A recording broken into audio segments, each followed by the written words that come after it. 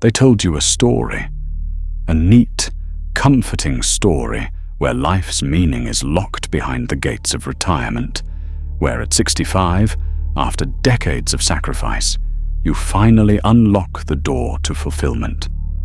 But what if that story is a lie, crafted not out of kindness, but out of a deep, collective fear?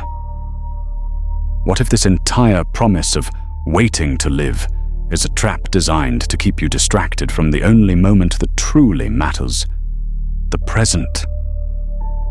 Alan Watts, the philosopher who peeled back the illusions of modern life, showed us how this social myth is less about freedom and more about escaping the terrifying reality of now.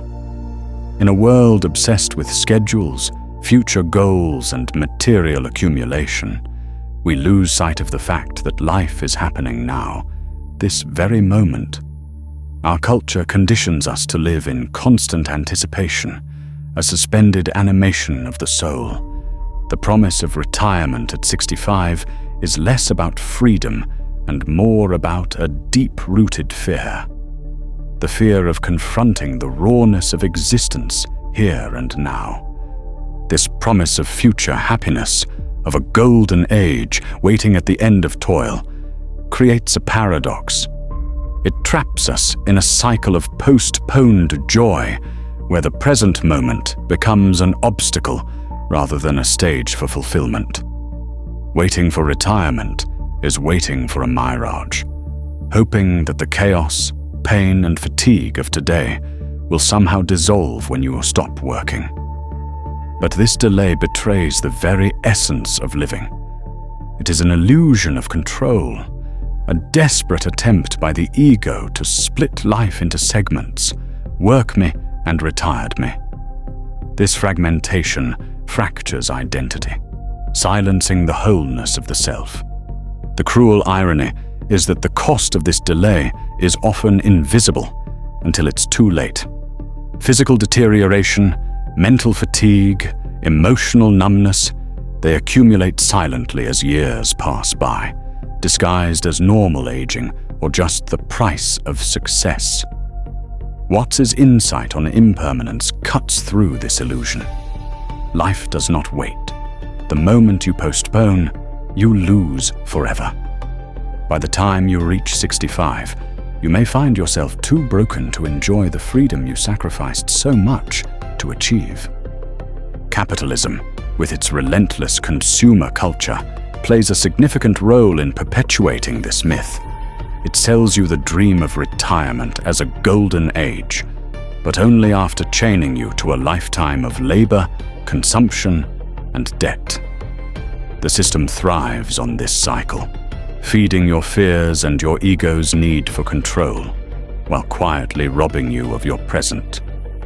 You become a prisoner of endless labor, convinced that your worth is tied to productivity and delayed gratification. Machiavelli knew this dance of power well. The ego's promise of retirement is an illusion that fractures your identity and enslaves your freedom. It convinces you to live divided, in halves that never reconcile. Work me becomes a stranger to retired me, and the gap between them widens into a chasm of lost time and lost self. But what if you dared to reclaim the present? What if you stopped waiting and started living now, despite the chaos and uncertainty? What if happiness was not a future event, but a state to be accessed in the stillness of your breath, in the clarity of your mind, in the courage to face your shadows? This is not a motivational speech. This is a survival guide for thinkers. The real power lies not in waiting for the future, but in mastering the art of presence.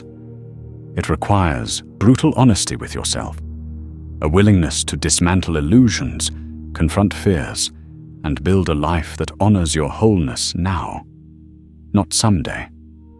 Begin by observing the trap of postponed happiness in your own life. Notice how often you say, "I'll be happy when," or "I'll enjoy life after," Recognize the ego's seduction to fragment your identity, splitting your existence into work and rest, pain and joy, obligation and freedom. This split breeds a silent despair, a fragmentation that weakens your soul. Turn instead to the wisdom of Watts. Life is not a journey to be endured, but a dance to be embraced. Presence is the only real freedom. Practice moments of stillness, breathe deeply into the now, and question the narratives you've been fed. Ask yourself, what if the life you're postponing is the only life you truly have? What if the freedom you seek is not waiting at retirement, but hidden inside the everyday moments you neglect? In this confrontation with presence, there is also a reclamation of power. You begin to see that the so-called golden age isn't a distant prize, but a state you can access by dissolving the ego's illusions. You build resilience against the consumer culture's promises and reclaim your narrative from the false gods of productivity and accumulation. This reclamation demands a ritual of self-mastery, simple yet profound. Each day, carve out a moment for silent reflection. Write down the illusions you hold, the fears you hide, and the fragments of yourself you neglect. Face them without judgment. In this act, you begin to integrate your divided self, to heal the schism that retirement myths enforce. Remember, the greatest betrayal is not failure or pain, but the postponement of your own life. So ask yourself, are you building a life or just surviving someone else's? If this awakened something in you, you know what to do. Stop waiting. Start living. Now you've been sold a blueprint for life that makes you pay in fragments and illusions. Work hard now, they say, so you can enjoy later. But what if that promise is the recipe for existential bankruptcy? Alan Watts argued that this linear, transactional life plan is a trap, a structure that fractures your soul and robs you of joy before you even get the chance to live. The truth is that fighting time, clinging to control, and deferring your purpose deepens your suffering. Aging is inevitable. Yet, much of our culture wages a silent war against time itself. We try to resist the natural flow, as if bending reality to our will somehow make us immortal. Watts taught us that this struggle is the root of much of our pain. When we resist aging, deny impermanence, and place all our hope in a distant end of life's work, we set ourselves up for endless disappointment. The irony is brutal. The more you fight time, the more you suffer. Joy is not something reserved for retirement. It is found in accepting life's flow, in embracing the present before the so-called end arrives. Retirement, when viewed through this lens, becomes a spiritual dead end. It is not freedom, but an escape, not just from work, but from yourself. The retirement dream seduces you into believing that life's meaning is tied to productivity and that ceasing to produce equals losing your identity. But what if the real crisis behind retirement is an existential void? When work becomes the only measure of worth, stopping work threatens to collapse the self. This spiritual dead end leaves many adrift, disconnected from their essence, grappling with a hollow silence that no material comfort can fill. The psychological toll of living for the weekend and then for retirement is profound. It fragments your attention, shatters your purpose, and breeds a chronic dissatisfaction that follows you like a shadow. Your life becomes a waiting room where moments of potential are reduced to mere preludes to future freedom. This fragmentation is a form of self-betrayal as you give away your present to an uncertain future, losing coherence and depth along the way.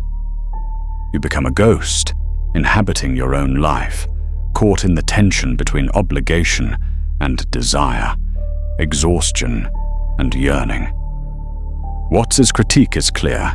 This pattern of deferred purpose and postponed joy is a form of existential bankruptcy. It drains your vitality and numbs your spirit. The work hard now, enjoy later mantra is not a promise, it's a prison. It conditions you to sacrifice your true self on the altar of future rewards that may never come. This linear life plan denies the cyclical, playful, and mysterious nature of existence. It reduces life to a ledger of inputs and outputs, profits and losses, success and failure. Yet life is not a ledger. It is a dance, a play, a journey where curiosity and wonder are not extras but essentials. The role of play and curiosity is crucial in a life well lived, not just in the imaginary free time of retirement. Reconnecting with your childlike wonder dissolves the myth that joy belongs only to free time.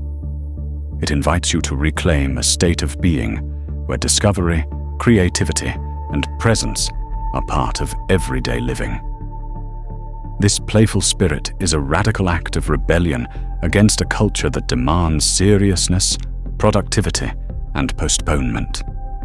When you allow yourself to play, to be curious, to explore without agenda, you break the chains of deferred living. You reclaim your soul's vitality and invite joy into the fabric of your daily existence. This is not escapism, but a deeper engagement with life's mysteries. It aligns you with the natural flow that Watts spoke of, a flow that carries you through time with grace rather than resistance. The path out of existential bankruptcy is not paved with future promises, but with present awakenings. It begins with accepting aging, embracing impermanence, and dissolving the illusions of control. It requires confronting the spiritual dead ends that retirement fantasies hide, and reclaiming your identity beyond productivity.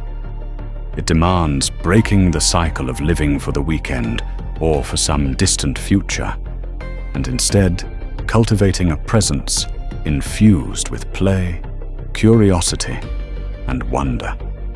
So ask yourself, are you living your life as a sequence of postponed moments, or are you dancing with the flow of now? Are you fighting time, or are you learning its rhythm? Are you trapped in a spiritual dead end, or are you exploring the infinite landscapes within yourself? Are you surviving the grind, or are you rediscovering the joy of being?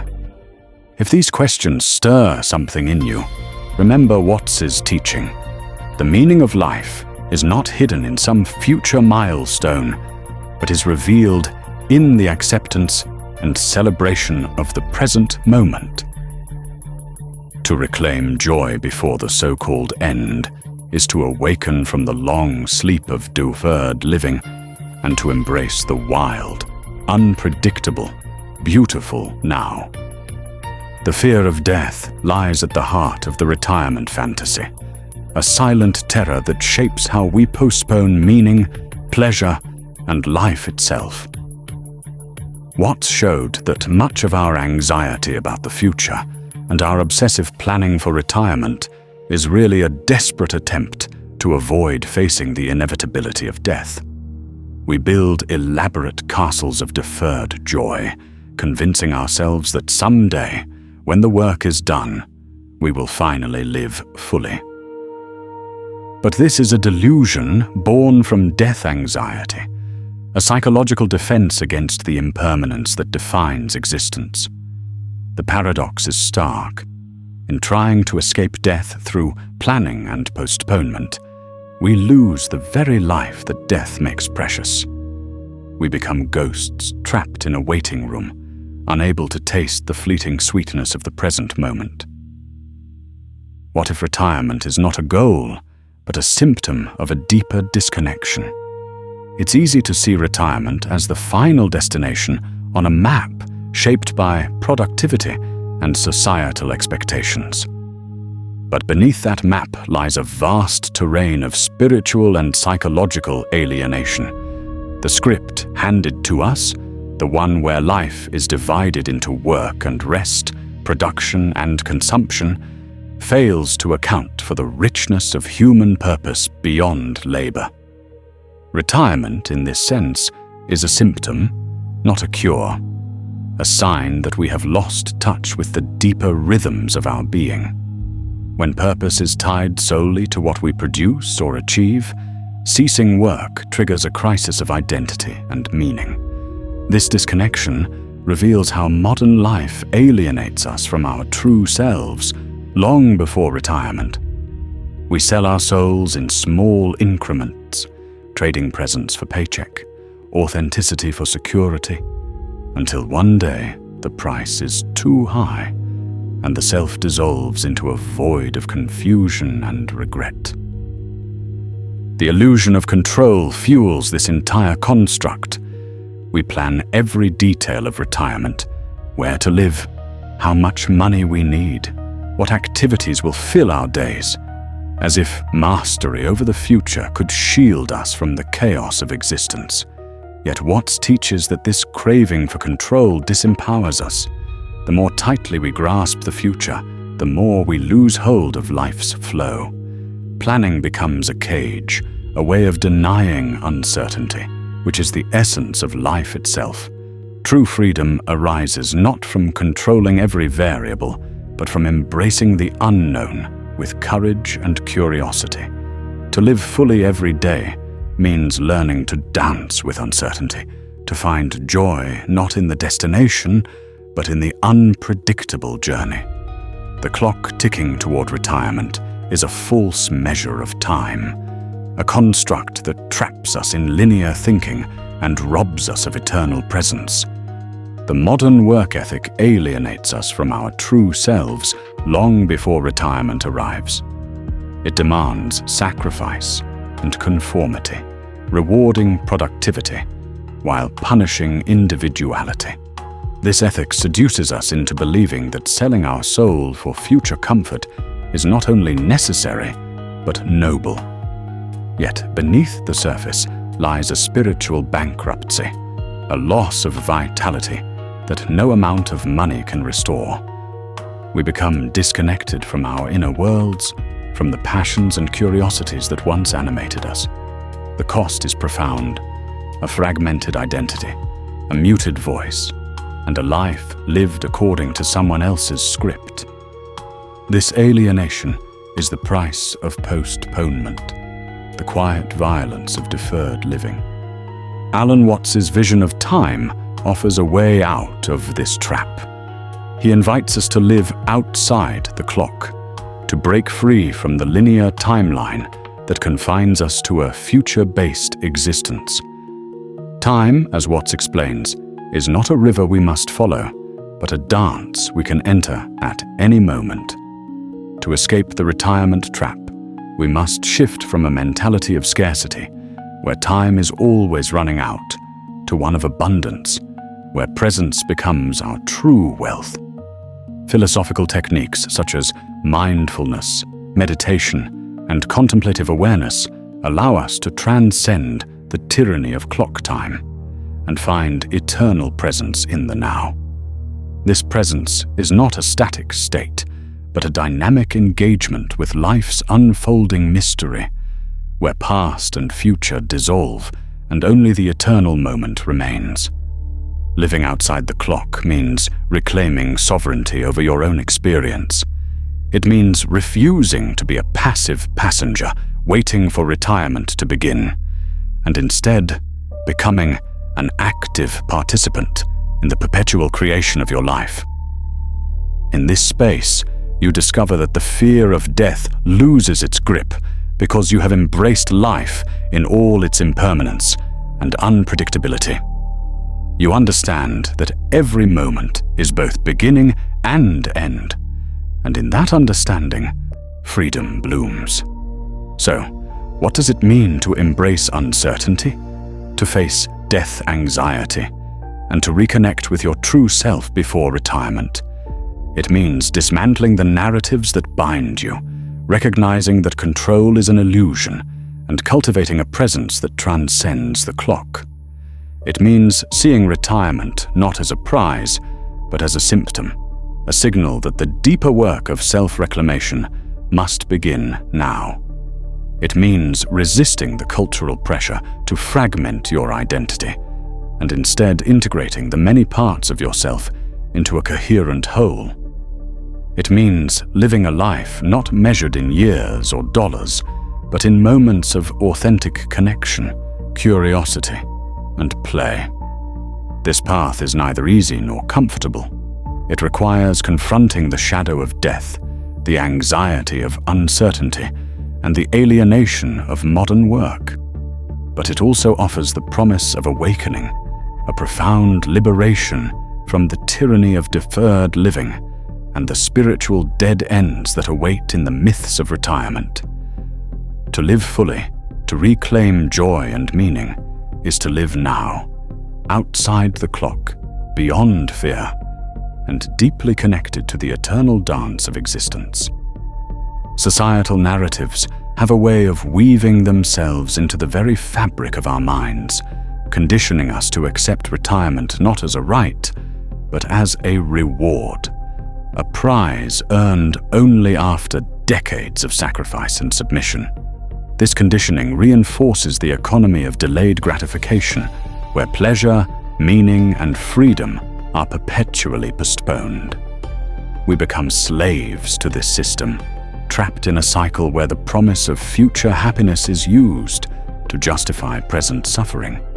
Retirement is sold as the ultimate payoff, a justification for the years spent grinding away in roles that drain the soul and fracture the self. Yet, this narrative obscures a darker truth. By making retirement a reward, society encourages a life lived in fragments, in waiting, in exile from the present. The danger of this disconnection is not merely psychological. It manifests physically, accelerating the decay of bodies and minds by the time most reach 65. The psychosomatic link between lack of presence and health decline is profound. When the soul is starved of meaning and engagement, the body begins to betray itself.